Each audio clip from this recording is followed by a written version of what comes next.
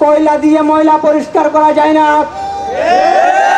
প্রাক্তনের সংবিধান দিয়ে, মুজিববাদী সংবিধান দিয়ে মুজিববাদী আওয়ামী লীগ এবং হাসিনার বিচার করা সম্ভব নয়।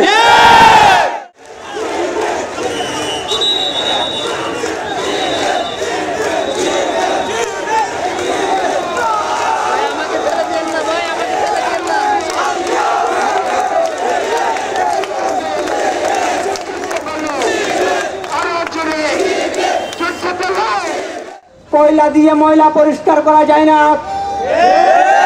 প্রাক্তনের সংবিধান দিয়ে, মুজিববাদী সংবিধান দিয়ে মুজিববাদী আওয়ামী লীগ এবং হাসিনার বিচার করা সম্ভব নয়।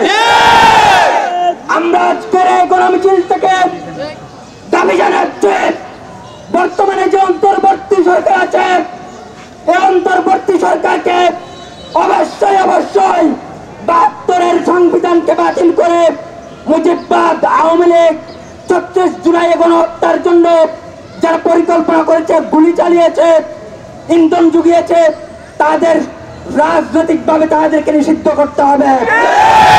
তারই সাথে সাথে সকল রাজনৈতিক দলের যে সমস্ত নেতারা ৩৬-এর গণহত্যায় নেতৃত্ব দিয়েছে, ইন্ধন জুগিয়েছে, আজীবনের জন্য তাদেরকে বাংলাদেশের রাজনীতি থেকে নিষিদ্ধ করতে হবে।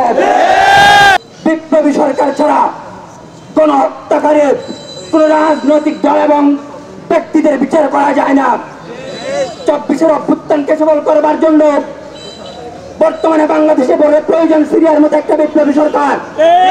সংগ্রামী ছাত্র ভাইরা, সংগ্রামী কক্সবাজারবাসী, আপনারা কি চান বাংলাদেশে সিরিয়ার মতো বিপ্লবী সরকার প্রতিষ্ঠিত হোক? আপনারা কি চান ৩৬ জুলাই যারা গণহত্যা করেছে তাদের বিচার হোক? আপনারা কি চান এই গণহত্যাকারীদের বিচারের মাধ্যমে ফাঁসি হোক? আপনারা কি চান এই আওয়ামী লীগকে দেশ থেকে নিষিদ্ধ করা হোক? আপনারা কি চান যে সমস্ত বিপ্লবী যোদ্ধারা শহীদ হয়েছে তাদের আত্মা শান্তি পাক আওয়ামী লীগকে নিষিদ্ধ করার মধ্য দিয়ে?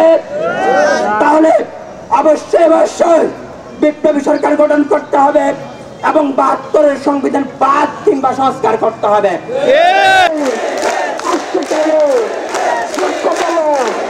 প্রয়োজনে তার চেয়ে বেশি ছাত্র শিবিরের হাজার হাজার নেতা কর্মী রক্ত দিবে, তবু কক্সবাজারের মাটিতে একজন ১ সেকেন্ডের জন্য, একটা লোকের জন্য যে ব্যক্তি আওয়ামী লীগ এবং ছাত্রলীগ করেছে, তারা যদি কোনো প্রকার অপপ্রচেষ্টা, মিছিল, মিটিং, আবারও সন্ত্রাসী কর্মকাণ্ড করবার জন্য প্রচেষ্টা চালায়, ছাত্র শিবির ওয়াদা দিচ্ছে, শপথ করছে, আহসান হাবিবের রক্তের শপথ করছে, আমরা এই আওয়ামী লীগ, ছাত্রলীগ, সন্ত্রাসীদের বিরুদ্ধে আমাদের জীবন দিয়ে আমরা তাদের প্রতিহত করবো ইনশাআল্লাহ।